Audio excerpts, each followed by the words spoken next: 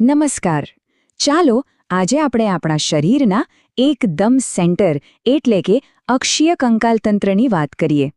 આપણો હેતુ બહુ સ્પષ્ટ છે. એમાં આવેલા પૂરેપૂરા 80 હાડકાની ગણતરી કરવી અને સમજવી. જી હા, તમે બરાબર સાંભળ્યું, પૂરા 80 હાડકા. એક પણ ઓછું નહીં, એક પણ વધારે નહીં. આ જ સંખ્યા આપણા અક્ષીય કંકાલતંત્રને બનાવે છે. તો ચાલો આપણા શરીરના આ ખાસ ઓડિટની શરૂઆત કરીએ અને જોઈએ કે આ 80નો હિસાબ કેવી રીતે થાય છે. તો આપણો પ્લાન શું છે? બહુ સિમ્પલ. આપણે સ્ટેપ બાય સ્ટેપ આગળ વધીશું. પહેલાં આપણે જોઈશું સૌથી જટિલ રચના, આપણી ખોપરી. પછી શરીરનો મુખ્ય આધાર, કરોડ સ્તંભ. અને છેલ્લે નાજુક અંગોનું રક્ષણ કરતું પાંસળી પિંજર. આપણા ઓડિટની શરૂઆત કરીએ સૌથી મહત્વપૂર્ણ અને કદાચ સૌથી કોમ્પ્લેક્સ ભાગથી, આપણી ખોપરી. શું તમને ખ્યાલ છે કે એમાં કુલ 29 હાડકાં હોય છે? ચાલો એ બધાનો હિસાબ લગાવીએ. જુઓ આ ફોટો. આનાથી સમજવું એકદમ સહેલું થઈ જશે. ખોપરી મુખ્યત્વે 2 પ્રકારના હાડકાથી બનેલી છે. એક એ હાડકાં જે આપણા મગજને પ્રોટેક્ટ કરે છે અને બીજા એ જે આપણા ચહેરાને આકાર આપે છે. તો આ 29નો હિસાબ કેવી રીતે થાય છે? ચાલો એને 4 નાના નાના ગ્રુપમાં તોડીએ, જેથી સમજવામાં સરળતા રહે.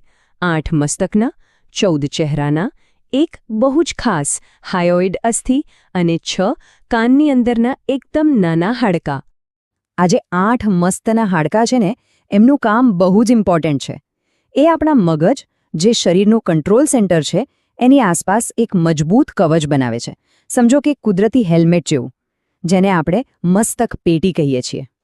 હવે વાત કરીએ એ 14 હાડકાની, જે આપણા ચહેરાને એક યુનિક લુક આપે છે.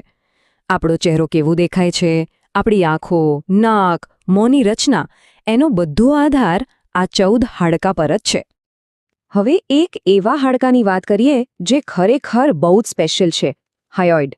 એનો આકાર અંગ્રેજીના યુ જેવો છે અને સૌથી મજેદાર વાત એ છે કે એ શરીરના બીજા કોઈ પણ હાડકા સાથે ડાયરેક્ટ જોડાયેલું નથી. છે ને કમાલની વાત?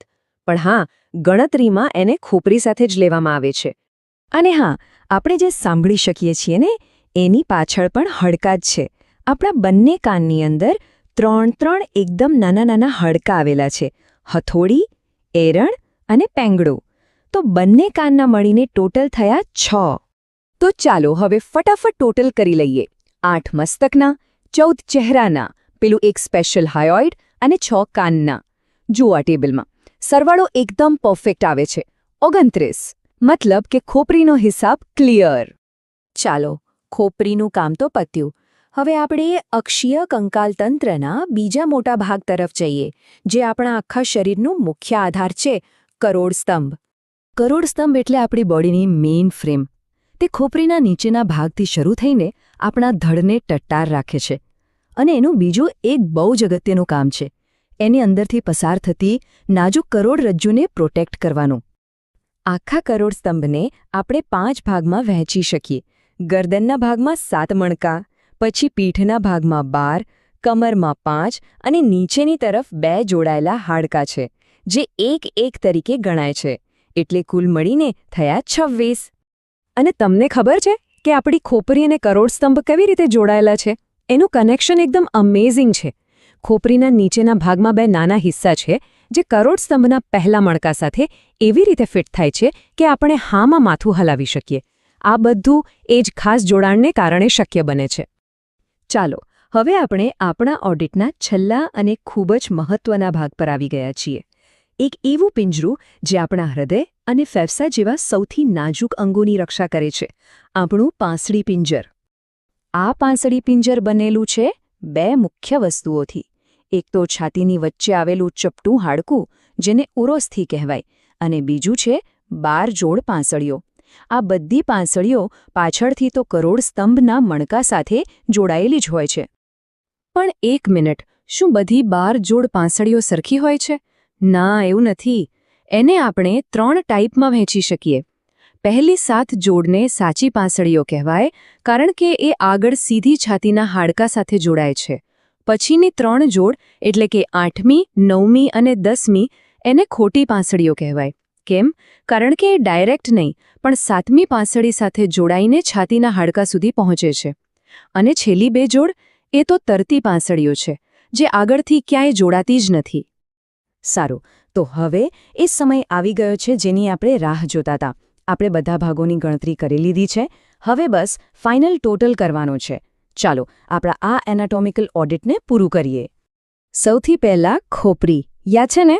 ટોટલ 29 હાડકાર. પછી આવ્યો કરોડ સ્તંભ, આપણા શરીરનો આધાર. એમાં હતા 26 હાડકાં. અને છેલ્લે પાંસળી પિંજર, 12 જોડ પાંસળીઓ એટલે 24, અને વત્તા એક છાતીનું હાડકું ઉરોસ્થિ, એટલે ટોટલ થયા 25. અને હવે ગ્રેન્ડ ટોટલ 29 ખોપરીના, વત્તા 26 કરોડ સ્તંભના, વત્તા 25 પાંસળી પિંજરના, અને જવાબ છે બરાબર 80. યસ, આપણું ઓડિટ સફળ રહ્યું. આપણે અક્ષીય કંકાલતંત્રના પૂરેપૂરા 80 હાડકાનો હિસાબ મેળવી લીધો છે. પણ આ ગણતરી પૂરી કરતા પહેલા એક વાત વિચારો. આ 80 હાડકાની ગોઠવણી કેટલી અદ્ભુત છે! એ કેવી રીતે એક જ સમયે આપણા નાજુક અંગોને મજબૂત સુરક્ષા પણ આપે છે અને સાથે સાથે આપણને હલનચલન માટે જરૂરી ફ્લેક્સિબિલિટી પણ પૂરી પાડે છે. આ કુદરતની એક શાનદાર ડિઝાઇન છે. જો તમને આ જાણકારી ગમી હોય અને આખી ગણતરી સમજવામાં મજા આવી હોય તો આને લાઇક, શેર અને સબસ્ક્રાઇબ કરવાનું ભૂલતા નહીં.